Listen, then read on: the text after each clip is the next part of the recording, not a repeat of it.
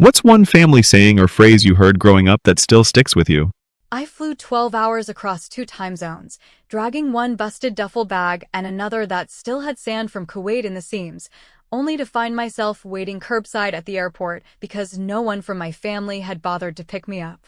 My sister, Lauren, had texted me earlier that morning, not to ask when I'd land or if I needed a ride, but just a single line that read, "Do me a favor, just stick to beige." No hello. No, glad you're coming. Just a fashion restriction that landed heavier than any artillery I'd ever heard in a war zone. Beige. That was her way of saying, don't make this about you, without having to spell it out. That was Lauren in a nutshell, passive-aggressive in a way that made you feel like you were being difficult just for breathing near her perfectly arranged world. I hadn't been home in almost 4 years. Not for Christmas, not for birthdays, not even when Mom slipped and fractured her hip last winter. They told me afterward, in passing, like it had happened to a neighbor, not the woman who raised me. I didn't even know Lauren was getting married until 6 weeks ago when I saw a tagged post on her Instagram with the caption, "Soon to be Mrs. Caldwell," featuring her diamond ring, a beach backdrop, and Jason's sunburned arm around her waist. Jason Caldwell. I hadn't heard that name in a decade, but the second I saw it, something tightened in my stomach like a long-forgotten knot pulling itself back together. They didn't ask if I could come. They told me the date and said, "We hope your deployment's over by then." Not, "We want you there." Just a lukewarm hope, the kind you say when you don't actually want something to happen, but need to sound polite. And even then, Lauren couldn't resist adding that if I did make it, it would mean a lot if I kept it low-key and didn't wear anything that might draw attention. Which, in Lauren speak, meant, don't wear your uniform. Don't show up with a medal. Don't remind people that you've done something with your life that doesn't involve Pinterest boards and engagement photographers. By the time I pulled up to my parents' house, still the same white two-story with the fake shutters and the American flag that only got raised on Memorial Day, I was exhausted and vaguely nauseous from recycled airplane air and a deep, gnawing anxiety that felt way too familiar. Mom opened the door before I could knock, and her smile was wide but practiced, like she'd been rehearsing how to greet me without sounding like she was surprised I actually came. "Oh, you look different," she said, eyes flicking to my hair, which was shorter than she liked, and then to my boots, which she always said tracked in too much dirt.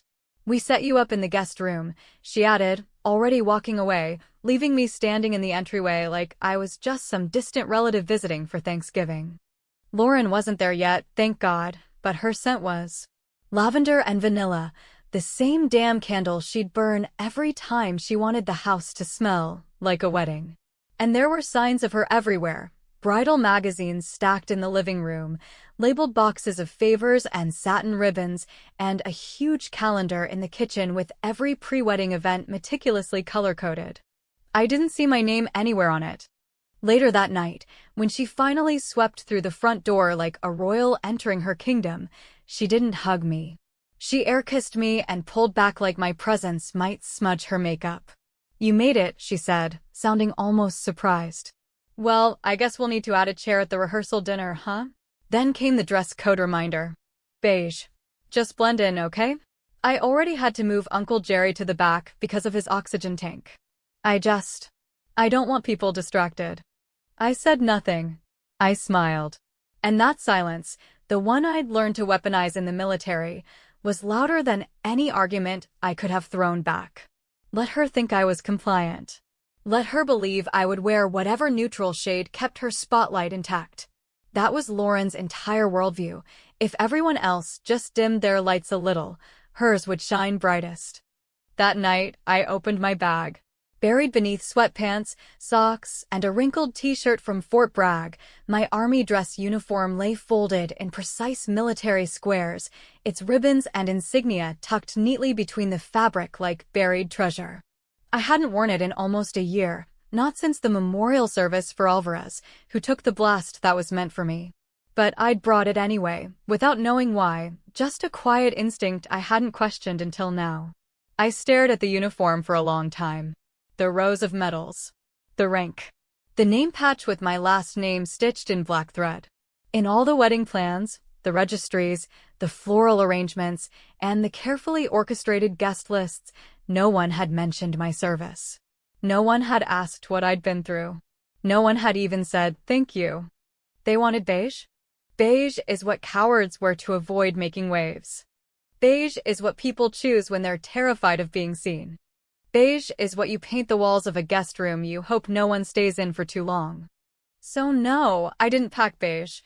And when I show up on Saturday, I won't be sitting in the back like some forgettable aunt with a whispery laugh and a beige clutch. I'll be the one who walks in and makes silence fall like thunder. And they'll remember me not because I made a scene, but because I finally stopped letting them pretend I didn't matter. The next morning broke in that eerily quiet way that only suburban neighborhoods seem to master. No sirens, no shouting, no early morning engines, just the sound of sprinklers clicking to life and birds chirping like nothing in the world had ever gone wrong. And I stood at the kitchen sink nursing a burnt cup of coffee, watching a neighbor I didn't recognize walk a tiny dog wearing a rhinestone collar, wondering how I could feel so completely out of place in the very house I grew up in. My mother patted in wearing a robe I remembered from high school, peach silk with little roses stitched on the cuffs, and without saying good morning or asking how I slept, she opened the fridge and began rearranging yogurt containers like they might explode if not alphabetized by flavor. The silence stretched like a rubber band pulled too tight, and finally she said, without looking at me, "Lauren asked if you'd consider pulling your hair into a bun for the ceremony. It's just that she doesn't want anyone to confuse you for part of the security team." There it was again, that need to minimize, to reduce, to strip me of anything that might remind people I'd built a life that didn't include flower crowns, social clubs, or Pilates. I wanted to say something, wanted to ask her if she had any idea what it had felt like landing in that airport alone, scanning every face for someone who never planned to show up, but instead I poured another cup of coffee. This time with more bitterness than caffeine, and let the scalding heat anchor me to something solid. At breakfast, Lauren's name came up in every conversation, whether or not she was in the room. My father read the paper, but kept slipping in comments like, "Lauren says the caterer is bringing crab cakes, not shrimp," or "Lauren thought the tables would look better without those chargers." Like she was the director of a play we were all merely cast in without auditioning. Around noon, Lauren breezed in with a bridesmaid in tow, someone blonde and sculpted and obviously plucked from her sorority years, and immediately began unpacking boxes of custom name cards, individually wrapped macarons, and tiny jars of honey with twine tied perfectly around the lids. She spoke loudly, laughed at her own jokes, and at one point waved a finger at me while saying to her friend, "That's my sister, the serious one," like I was some abstract concept she couldn't quite explain to the room. And then she did something so absurd it felt like satire. She handed my mother a printed photo album she'd made for the rehearsal dinner, one of those linen-bound hardcovers filled with professionally edited images of her and Jason engagement shots, vacation candids, childhood throwbacks, and as she flipped through the pages with the kind of giddy anticipation only a bride can manufacture, I noticed the family photos. They were all there, Easter brunches, Christmas mornings, 4th of July barbecues in the backyard, but something was off. At first it was subtle. The cropping was tighter, the angles strange, until it hit me. I was missing. Not just overlooked, erased. A photo of Lauren blowing out birthday candles at 16, where I'd stood beside her with my arm around her shoulder, now showed only Lauren and the cake. A vacation snapshot from Florida, where I'd been in the middle of the frame, now showed just our parents, cut neatly at the edge where my face used to be. Even my high school graduation photo, where we'd all posed on the lawn in matching dresses, had been replaced with one of Lauren's college acceptance letter. It wasn't just thoughtlessness. It was deliberate. I felt something inside me tilt, not snap, not break, but tilt in that dangerous, irreversible way that precedes an earthquake. I excused myself, walked upstairs, and closed the guest room door behind me like I was sealing a vault. My duffel bag sat open on the floor, half unpacked, and in a small interior pocket I kept a few folded pages, letters I hadn't read in years, ones I'd saved from early deployments, back when I still needed reminders that the world had people in it who cared whether I came home. On a whim, I pulled one out, a crumpled, slightly yellowed envelope with handwriting I hadn't seen since before Lauren ever met Jason, and suddenly the knot in my stomach that had been tightening for days pulled tight. Because the name on the return address was Jason Caldwell. It came back in a rush, not just the name, but the why.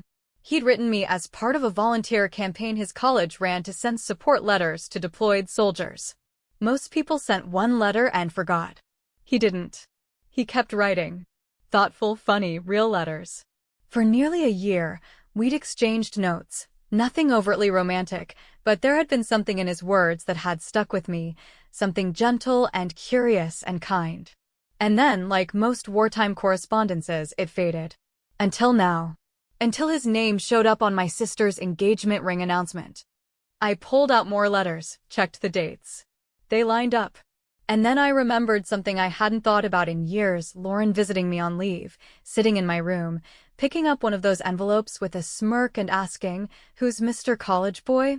I'd shrugged it off, changed the subject. But now I wondered if she had remembered the name. If she had kept the name. If she'd tracked him down, not knowing or not caring where the connection had started. And more than that, I wondered what he remembered. If anything. Downstairs, I could hear them laughing, my mother, Lauren, and the blonde bridesmaid, as they sipped from monogrammed wine glasses and argued about centerpiece heights. The laughter felt foreign, sharp-edged, echoing against the wallpaper like something mechanical. I stood in the hallway outside Lauren's room, drawn there by something I couldn't name, and found her door slightly open. Inside, her suitcase lay half-zipped. A folder poked out of the side pocket, one of those plastic sleeves she used for wedding planning. I don't know why I opened it. Maybe I needed proof. Maybe I needed pain. Inside were venue contracts, guest lists, checklists, and a printed email, folded twice. It was addressed to Jason. And in the subject line were the words, "She won't be a problem." That night, I didn't sleep. Because suddenly, I wasn't sure who this wedding was for anymore, or who exactly I had been asked to disappear for. The morning after discovering the letter and the implication buried inside that printed subject line like a landmine waiting to detonate, I found myself sitting in the old swing on the back porch. The one that creaked every third sway and hadn't been oiled since the Bush administration, clutching that single page like it might somehow unfold into more answers if I just stared long enough. The email itself wasn't explosive in the traditional sense.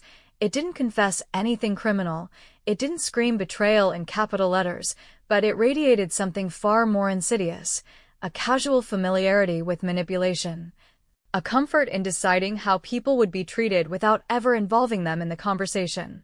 She won't be a problem. 5 words. That was all it took to make every quiet moment of the past week echo louder. And the thing that clawed at my brain, the part one couldn't unsee once I saw it, was how confidently Lauren had dismissed me, not just as a person, but as a variable, a potential inconvenience, like I was nothing more than a seating chart complication or a mismatched shade of linen. I'd tried, for so long, to believe that my absence from their lives was circumstantial, that distance, deployments, time zones, and military bureaucracy were what kept us apart, but now, with that letter in my hand and my sister's calculated erasure fresh in my mind, I saw the shape of something uglier, something chosen. And in the middle of that realization was Jason. Jason Caldwell. A man I hadn't seen since before he had a LinkedIn profile or a fiancé with her own wedding hashtag. A man who once sent me a letter during monsoon season, joking about how the college library's roof leaked directly onto the philosophy section, and how maybe that was a metaphor for something, but he was too tired to figure it out. I hadn't thought of him in years, not really, but now I couldn't stop wondering. Had he known? Had Lauren told him who I was when she first introduced herself? Had she ever mentioned that we had written letters during a year when everything felt like it might end at any second? Or had she just said, "My sister's in the army," with the same dismissiveness she used when talking about my taste in music or my unladylike posture? I didn't want to make assumptions, but I also couldn't let it go. Not without looking him in the eye. So I did what any woman would do when she's reached the edge of her tolerance for silence and shade. I found a reason to show up uninvited. Jason was staying in a short-term rental about 10 minutes away. a little Airbnb tucked behind a farmhouse-style bakery that was probably chosen for its charm and proximity to Lauren's favorite brunch spot.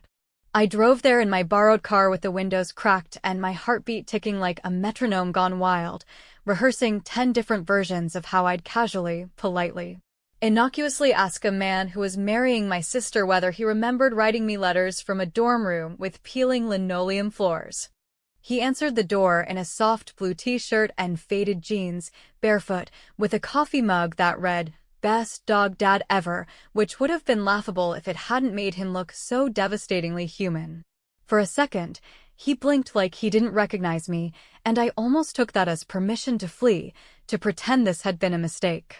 But then something changed in his eyes, a flash of recognition, not dramatic or cinematic, but real. A spark that flickered and held. "I didn't think you'd come," he said, and I froze because it didn't make sense. "Come to what?" I asked, trying to keep my voice casual, but it came out sharper than I intended. He stepped aside, motioned me in, and the smell of brewed coffee and lemon soap hit me like a wave of something painfully normal. Inside, the place looked like every Airbnb I'd ever stayed in, tastefully beige, ironically enough, with generic art and an overcompensating fruit basket on the table. I stood there awkwardly, not quite sitting, not quite moving, until he finally said, "You were always better with words than I was." I figured if anyone would find the letter, it'd be you.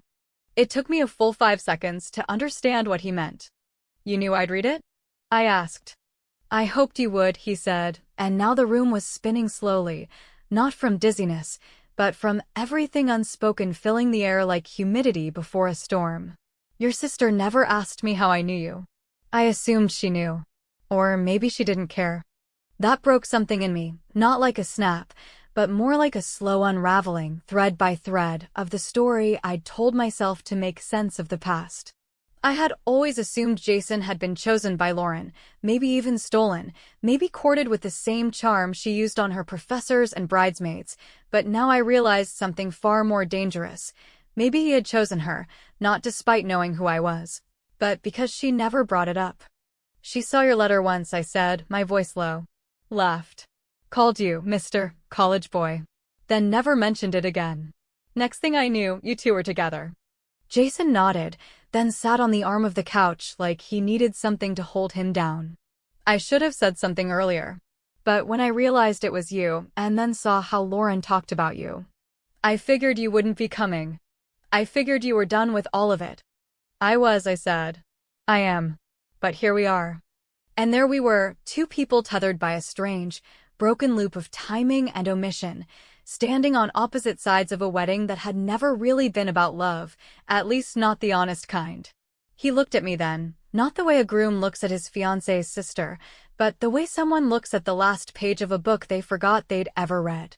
And then he said something I hadn't expected. "You're not really going to wear beige, are you?" It wasn't a joke, but I laughed, one of those bitter, involuntary laughs that leaks out when the absurdity of everything finally breaks through the surface. I didn't answer. I didn't have to.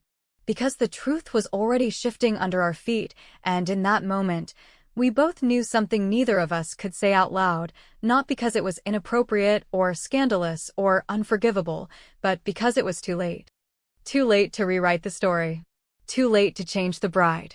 But maybe not too late to be remembered. The morning of the wedding arrived wrapped in that kind of quiet that isn't peace, but pressure, a silence so taut it makes your chest feel tighter just walking through it, as though even the air itself had read the itinerary and knew it wasn't welcome to interrupt the show. My parents moved around the house like actors in a production they'd been rehearsing for years, sticking to their roles with such unnatural precision that it was hard to tell whether they were being polite or simply trying not to provoke anything that might detonate beneath the surface of our fragile family dynamic. The dress I'd been asked to wear, Lauren's chosen shade of forgettable, personality-free beige, still hung on the back of the guest room door, untouched, its tags fluttering every time I passed by like a sad little flag of surrender. It wasn't ugly, not in the conventional sense, it was just nothing. It said, "Don't look at me." It said, "I'm no one important." And I had worn too many scars, earned too. Many stories and buried too many friends to show up and play invisible for the sake of someone else's curated fairy tale. So I didn't. While Lauren curled her hair in a sweet paid for by a man she barely knew before deciding he'd look good in their holiday photos, I laid out my army dress uniform on the bed with the same reverence I'd once reserved for wedding dresses in my teenage fantasies. Back when I still believed those days were about love and not optics, connection and not choreography. The fabric was heavier than I remembered, lined with years of service and sweat, its metals polished to a shine that caught the morning light just enough to remind me that this wasn't just clothing, it was a statement. It was history. It was the record of who I'd become while no one was looking, while my sister was planning themes and collecting RSVP cards like trophies. As I tied the black necktie with slow, steady hands, I didn't feel nervous or guilty or rebellious. I felt ready. I felt like I had been shrinking myself for so long that I had forgotten what it meant to take up space without apology. The church was a postcard-perfect relic, all white stone and stained glass, perched on the corner of a street so well manicured it could have been part of a film set.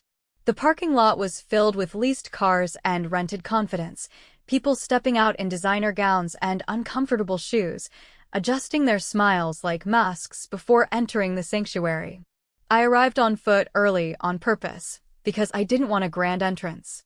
I wanted to sit quietly, to take my place like any other guest, but to do so without erasing myself to keep someone else comfortable. And yet, the moment I stepped through the doors, the atmosphere shifted, not dramatically, not loudly, but in that rippling, domino way that whispers louder than shouts. People turned. Some smiled out of reflex. Others blinked in confusion. But most of them stared with the kind of uncertainty that only appears when the script has changed and no one has the new lines. I walked down the aisle slowly, deliberately, my boots clicking against the polished tile, and I could feel their eyes tracking me like I was a fire hazard. My mother turned pale. My father's jaw clenched so tightly I thought I could hear the enamel grind. But I didn't stop. I didn't look at them. I didn't give them the courtesy of permission. I just moved toward my assigned seat, row 3, left side, not quite hidden, but not featured either. And then came the moment I hadn't planned for. Jason, standing at the altar with a look on his face that wasn't horror or confusion, but something dangerously close to respect. He clapped. Not loudly. Not theatrically. Just once, then again, and then again. And slowly, almost awkwardly, others followed. A soft, uncertain applause began to ripple through the pews, and for a second I thought I might drown in the sound of it. Not because it was overwhelming, but because it was real. Genuine. It wasn't for Lauren. It wasn't for the flowers or the Pinterest vows or the imported chocolate fountains waiting at the reception. It was for me. For the choice I made to stop apologizing for my existence. Lauren's face contorted subtly, expertly, but I saw it. A flicker of panic behind the veil. She was already standing at the threshold, bouquet clutched like a lifeline, but now, for the first time in her perfectly plotted day, the spotlight had slipped. And I hadn't said a word. I took my seat without breaking eye contact with Jason. He looked away first.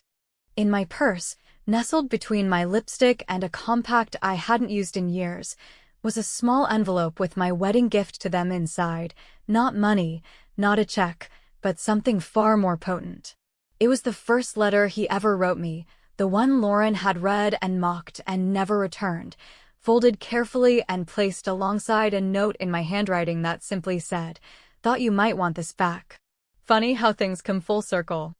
I waited until the music swelled and the vows began, then passed it along the pew to the usher, who promised to place it on the gift table. He didn't even ask what it was. People never ask questions when you wear a uniform, they just assume you know what you're doing. And maybe I did. Because as Jason stood there, reciting his lines, I could see the way his fingers twitched, the way his eyes kept flicking, not to Lauren, but to the pews, searching, maybe regretting, maybe remembering. And I knew in that moment that I hadn't ruined anything. I had simply refused to vanish. I had walked into a room designed to make me invisible, and instead, I made them see me. And whether or not they clapped again, whether or not they spoke my name during the reception or edited me out of the photos afterward. The truth was already lodged in their throats. You can't crop out someone who finally decided to stand still and be seen. The reception unfolded in that surreal, slightly drunken choreography where everything looks perfect if you don't stare too long, and the soundtrack of laughter, clinking glassware, and camera shutters covers up the cracks that people like Lauren work so hard to pretend don't exist. The venue itself was beautiful in that sterile, over-orchestrated kind of way, chandeliers too delicate to touch, hydrangeas arranged with military precision, linen napkins folded into origami swans that looked more like symbols of surrender than celebration, and everyone there moved like they were part of a campaign ad for a life none of them actually lived. And I stood on the edge of it all, one hand loosely curled around a glass of flat champagne, the other resting on the small clutch that had once held a letter and now held nothing at all, because the damage had already been done. I hadn't seen Jason since the moment the vows ended, though I knew from the way Lauren's smile had started to crack during the recessional that something had shifted, not in the catastrophic, scandalous way that ruins a wedding on the spot, but in the slower, more poisonous way that erodes everything from the inside. Her eyes had searched for him like a signal flaring in the dark, and for the first time since I'd known her, Lauren didn't look certain she'd be seen. That alone was enough to fill me with a satisfaction that didn't require applause or confirmation, because the truth, when delivered quietly and with precision, leaves a sharper wound than any shouted accusation ever could. They took photos on the grand staircase while I lingered near the bar, listening to strangers compliment Lauren's dress and Jason's jawline, watching extended relatives tilt their heads and whisper about me behind well-meaning smiles, their confusion laced with just enough curiosity to make them dangerous. Someone asked if I was military, and when I said yes, their voice dropped into that reverent register reserved for dead people and war stories they don't actually want to hear. I nodded politely, not because I was grateful for the recognition, but because I knew none of them really saw me, not in the way that mattered. Eventually, Jason emerged not from the groom's suite or the bar, but from the hallway that led toward the coat room, alone, jacket unbuttoned, his boutonniere slightly crooked like he'd tugged at it without realizing. Our eyes met before he noticed me standing there, and I watched the flicker of surprise followed by the hesitation he couldn't quite suppress. He didn't smile. He didn't speak. He just walked toward me, slower than necessary, like someone who wasn't sure if they were walking into a conversation or a confession. He stopped about a foot away, close enough to lower his voice, but far enough that no one would mistake the moment for intimacy. "I read it," he said, and that was all. Not "thank you," not "why now," not "how could you," just those 3 words, heavier than any toast he'd given earlier. I didn't nod. I didn't move. I didn't say anything at all, because this wasn't a moment that required words. He looked down for a second, then back up, and I saw it, what Lauren never wanted anyone to see. Not regret, not guilt, but clarity. He wasn't asking for permission or forgiveness or answers. He had simply been handed a piece of truth too big to ignore, and now he had to figure out what to do with it while standing in the ruins of a story someone else had written for him. "You were always the one writing back," he added, voice quieter now, almost ashamed. I smiled then, not wide, not triumphant, but just enough for him to know that I had nothing left to give, nothing left to explain, and certainly nothing to apologize for. The letter had done its work. I had walked into a wedding and reminded everyone what dignity looks like when it refuses to be silenced. Lauren appeared not long after, her smile back in place, but brittle at the edges. Her voice pitched slightly higher than usual as she called Jason's name like she needed to re-establish ownership in front of an audience that hadn't been paying attention to her for the last 5 minutes. He didn't flinch, but he also didn't rush to her side. Instead, he gave me one last look, the kind that wasn't romantic or longing or tragic, but respectful, and walked away without saying goodbye. He didn't touch my arm. He didn't reach for my hand. And in that lack of contact was the greatest form of honesty either of us could offer. We weren't meant to rewrite the past. We were simply meant to stop lying about it. I left before the cake was cut, before the speeches began, before the DJ played whatever choreographed number Lauren had planned with her bridesmaids to show off how fun and quirky she could be when the spotlight demanded variety. No one stopped me. No one called after me. No one even noticed. And that, more than anything, told me I had made the right choice.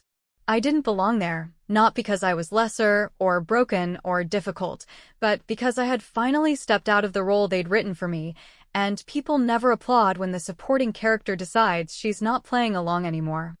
A week later, my mother sent a group text with a blurry photo from the reception and a caption that read, "What a beautiful day, so full of love." There were 54 people in the picture. I wasn't one of them. 3 weeks after that, Lauren posted a photo of her and Jason on the beach with a caption that read, "Working through things, slowly but surely. Love is worth it." The comments were filled with heart emojis and advice from strangers who didn't know either of them well enough to realize they were offering condolences in disguise. And then, one day, a letter arrived in the mail. No return address. No signature. Just Jason's handwriting, unmistakably his, on the envelope. Inside was a single sentence. "You made your point. I deserved it. You always had more courage than me." I burned the letter, not out of spite or drama, but because I didn't need it.